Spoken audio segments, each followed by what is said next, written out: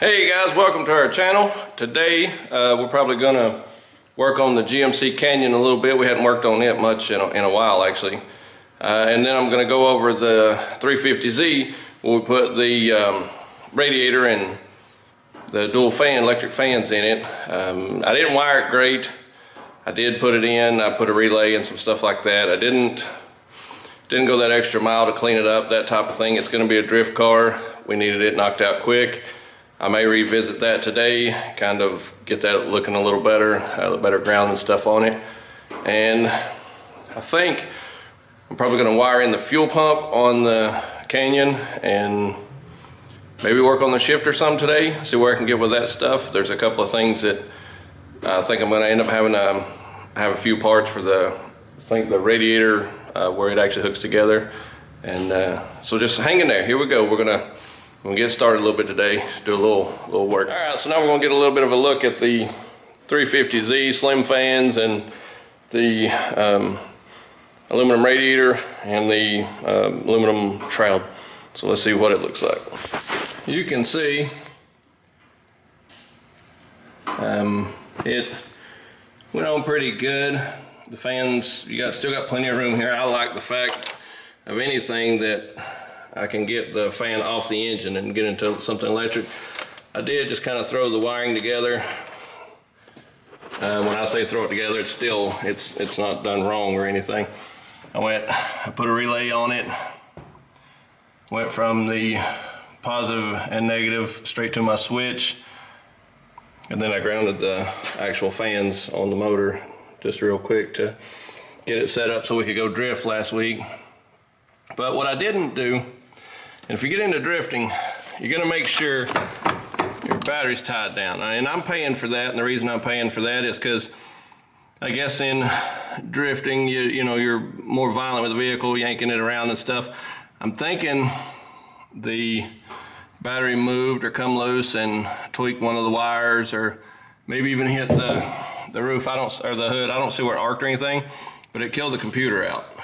So that's something that it cost me a couple $100 to get a new computer and reflash and stuff. So that's something you definitely want to check into. But overall, the fan, or the fans, and the aluminum piece actually fit really well. I used the existing brackets and stuff. I need to dress it up a little bit, but overall it fits pretty good. One thing I would definitely suggest on this, if you're going to use electric fans, there's going to be two things you're going to have to consider. One being, if you crank the car up and the fans are hooked to a direct source where, when you cut your switch on, it's going to take a little while for your car to warm up, okay? Or if you run it like I've got it on a switch, do not forget to turn the switch on. And I'm not going to tell you why I'm saying that, but do not forget to turn the switch on, or you'll find yourself in trouble with the overheating engine. I may or may not have done that. So keep that stuff in mind. So you do want to figure out your options there of where you're actually going to attach it. So be for certain when you start wiring. This kit actually did not come with any type of wiring. The only thing it came was, just those that go into the actual fans themselves, and they come out and came to just a plug top end. And so with this one, I wasn't sure if the fan connections were working or not, or any of that stuff. The ends were real janky.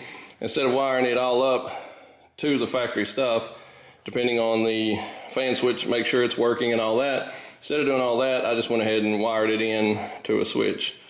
So that way it's got its own relay and all that. So that's what we got going on the 350Z. Inside the cabin, I actually put the switch down here somewhere. It's dark, but down in on the lower part of the dash. No, you can't see, but yeah, down right there where the light is. And you can hear how well they actually push or pull, however you want to set them. Those wires are where if you hook them one way, they'll blow, and you'll create a vacuum. You'll create a vacuum on the when you swap the wires the opposite way. So you can mount them on the front and have them pushing through the radiator, or on the back and pulling through the radiator. So you have both options with that kit, so which is pretty awesome. So that can be universal if you want it to be as such, or relocate it into. A lot of guys will actually relocate them into the trunk. That's something I've not visited yet. I've been thinking, what does a man have to do to get all that done? I'm sure it's going to be a lot of work, but I've got my G35 now, and I don't know how extreme I'm going to go with that thing, so still kind of up in the air about that. But yeah, so the fans work great. They blow fantastic. They cool the engine great as long as you turn them on. And the Haste Radiator, I gotta admit that, you know, to be an off-brand, something you don't really hear of, I guess, I would definitely suggest that radiator. Yeah, it fits great, it cools great, plenty of volume, the cap fits great. Yeah, for the money, yeah, absolutely, buy the Haste Radiator. I don't remember if it was a fan, the fan shroud and all that was a kit, I can't remember. But either way, super cheap off of the internet sales page thing. Alright, either way, it works perfect, guys. Alright, today we're under the GMC Canyon, and what we're doing is looking at this Holley fuel pump. What we got to do is we got to tie in our wires. This thing actually had this particular fuel pump originally, and somebody, when I got the truck, the guy pulled all this stuff out. And so what I'm going to do is I'm actually going to put everything back in it. And the reason, I'm not going to make you watch all this, but the reason I do want to show kind of what's going on with this truck is because this truck will actually be for sale after we get done with it, get it running and everything. We're going to sell this truck. So for any of our buyers, anybody wants to buy this thing, it will be documented, everything that's been done to it, so that way you know what you're getting when you buy this truck. So with that being said, I'm going to get started on it, and then we'll jump to the next thing. Alright, so we found our way into the cab of the GMC Canyon. I had to pull the seats out. I've got to cut the shifter into the floor, and I have a bunch of just random wires laying everywhere. I've got to chase these wires. This thing, somebody's put a toggle setup on the dash here. I don't know which one's which or what goes to what just yet, but I've got to sort through all of that crap, all these wires. Somebody at some point in time actually put this truck together, and I bought it from a guy. He took out pretty much what he wanted of it, and I bought the shell. Wasn't really sure what I was going to do with it. I think I was going to build a 5.3 motor, and well, he ended up having a built motor that he originally took out of the truck, and he got a few random parts off of it, and I think he kept the transmission and stuff, and he decided he was going to just sell the motor too. So I bought the motor that originally was in this truck. So now I got to put it all back together. All right, let's do some sifting. All right, so I'm about to wrap up my day.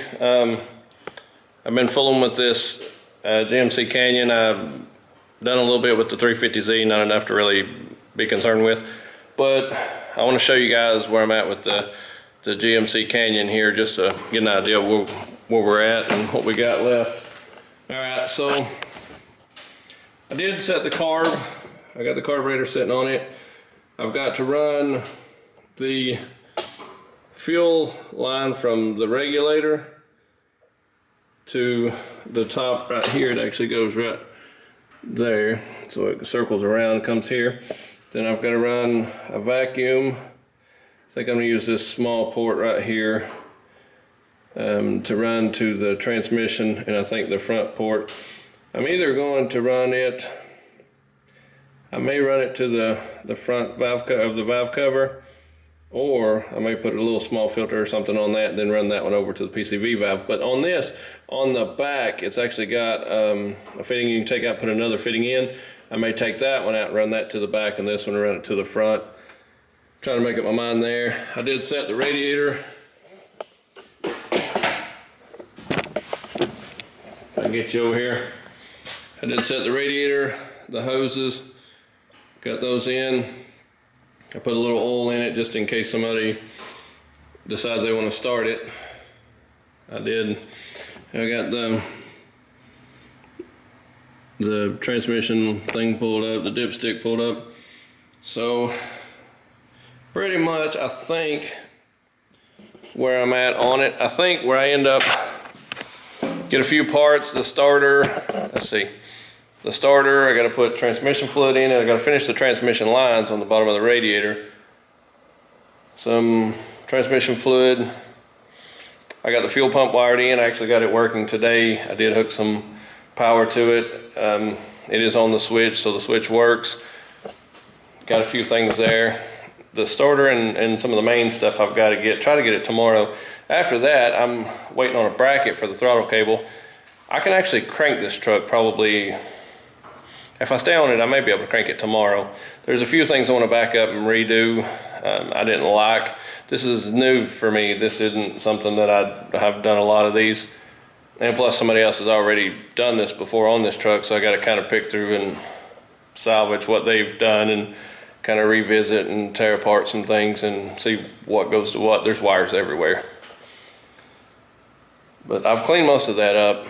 I just have to there's a couple I got to figure out where they go to.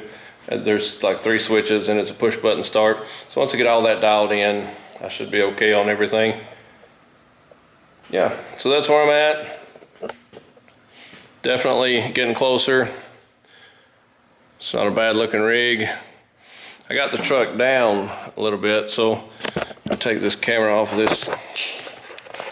So I actually have the truck lowered, so you can get a better idea of what this truck actually is.